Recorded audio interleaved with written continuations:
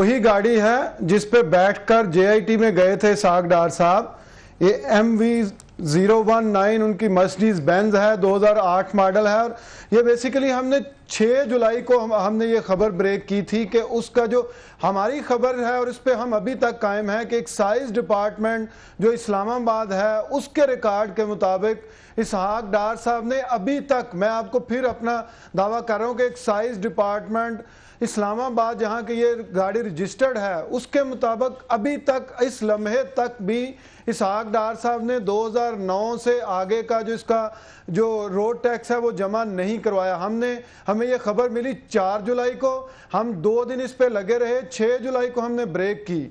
मैंने अपने रिपोर्टर्स को भेजा, एक्साइज डिपार्टमेंट गए, पूरी फाइल गाड़ी की देखी, उसके बाद हमने ये ब्रेक किया कि जी इन्होंने नहीं पे किया, ये हमारी खबर थी। उसके बाद इनकी तरफ से एक्सप्लेनेशन आई बड़े गुस्से से, बड़ी शदीद। रात को 1 बजे हमें अपने रिपोर्टर को उठाना पड़ा, जुमे रात और जुमे की दरमियानी रात, और दोबारा चेक करवाना पड़ा। हम अपनी स्टोरी पे अभी भी कायम है, बिल्कुल इसहाक डार साहब ने ये दिए हैं, रसीदें दी हैं। तो प्रॉब्लम इसमें जो, और मैं आपको एक बड़ी मजे की बात इसमें बता दूं चौधरी साहब के, चौधरी निसार और इसहाक डार साहब की पिछले चंद दिनों में 2 ही मीटिंग्स हुई हैं। एक मीटिंग हुई है जब चौधरी निसार साहब इनको छोड़ने जा रहे थे जेआईटी में, और दूसरी हमारी स्टोरी की वजह से मीटिंग हुई है कल जो हुई है। और उसके बाद चौधरी निसार साहब ने भी एक्साइज डिपार्टमेंट वालों को बुलाया है और उनकी गोशमाली की है और उनसे कहा है कि अपने रिकॉर्ड को अपडेट करें। लेकिन अभी तक हमारी स्टोरी के मुताबिक और एक्साइज डिपार्टमेंट के मुताबिक, जो अभी आने से 2 मिनट पहले मैं चेक करके हूं एक्साइज डिपार्टमेंट की वेबसाइट जो है इस्लामाबाद की, उस पर अभी तक अपडेटेड नहीं है। अब इसमें जिस तरह काजी साहब आपने कहा कि 20 करोड़ अवाम के टैक्स के ये इंचार्ज हैं, तो फिर मेरा एक सादा सा सवाल है कि या तो इसहाक डार साहब के एंड पे प्रॉब्लम है या एक्साइज डिपार्टमेंट के एंड पे प्रॉब्लम है, और ये टैक्स का मसला है। तो या तो प्रॉब्लम है इसहाक डार साहब ने नहीं पे किया या फिर एक्साइज डिपार्टमेंट को अभी तक नहीं मिला। तो फिर दरमियान में मुझे आप फरमाएं, सरकारी खजाने में तो जब आप कोई चीज जमा करते हैं, आपका टैक्स कौन खा रहा होगा? ऑन साई साहब मोहतरम, आप ये फरमाएं कि जब एक सरकारी खजाने में आप कोई भी पैसा जमा कराते हैं, वो यानी चालान फॉर्म के जरिए, चेक के जरिए, कैश के जरिए, उसी वक्त वो रिफ्लेक्ट हो जाता है, आपको रसीद मिल जाती है। जब आपने जमा ही नहीं कराया तो वो जाली रसीद कैसे ले दे? और जो जाली इन्होंने रसीदें पेश की हुई हैं सुप्रीम कोर्ट से जेआईटी तक, और हर जगह झूठ बोल रहे हैं, इधर भी झूठ गलत बयानी से काम ले रहे हैं।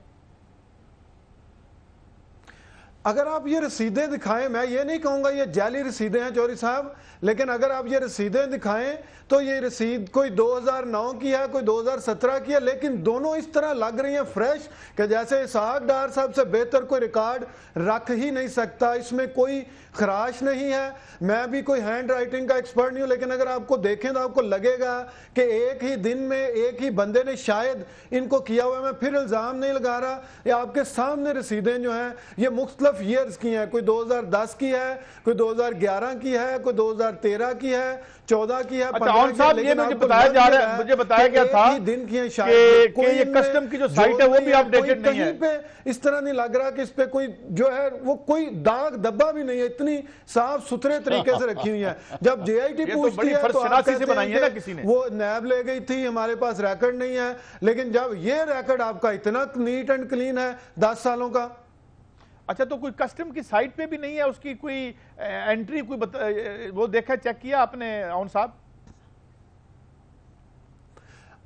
अभी काजी साहब अभी कल दोबारा हमने पूरी इस गाड़ी की फाइल चेक की है एक्साइज डिपार्टमेंट में जाके, और उसमें जो एक्साइज डिपार्टमेंट कल तक जो फाइल थी उसमें 2009 के आगे के टोकन नहीं लगे हुए। जो कल तक की फाइल थी एक्साइज डिपार्टमेंट इस्लामाबाद में, उसमें 2009 के आगे के टोकन नहीं लगे हुए। और कल ही इनकी मुलाकात और भी हमने मामला है वो भी निसार साहब से।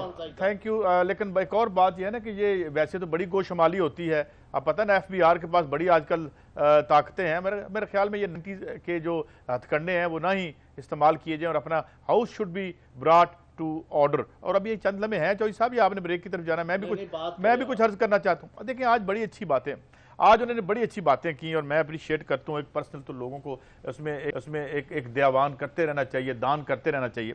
मगर सवाल ये है, मैंने एक MNA साहिबा से एक बात की एक प्रोग्राम में, MQM की MNA थी, मैंने उनको कहा कि मोहतरमा मुझे बताएं, जब फाइनेंस बिल में आप हाथ खड़ा करती हैं तो आपको पता है इसका क्या मतलब है?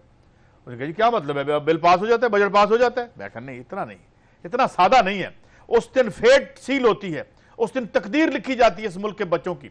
उस दिन पता चलता है आपने सेहत के लिए कितने पैसे रखे, उस दिन पता चलता है कितने बच्चे भूख से मर जाएंगे, कितने बच्चे दवाई के बगैर मरेंगे। अब सवाल मेरा ये है, मैं डार साहब से जो as a citizen of Pakistan, और मैं एक उनसे सवाल ये करूंगा कि मुझे ये बताएं, आपने हमसे वादा किया था 2013 के जो आपने बजट दिया था कि SRO जारी नहीं करेंगे और बड़े बड़े तिजारती और सियासी खानदानों को 300 400 अरब रुपए का टैक्स की छूट आप नहीं देंगे, क्या वो खत्म हुई?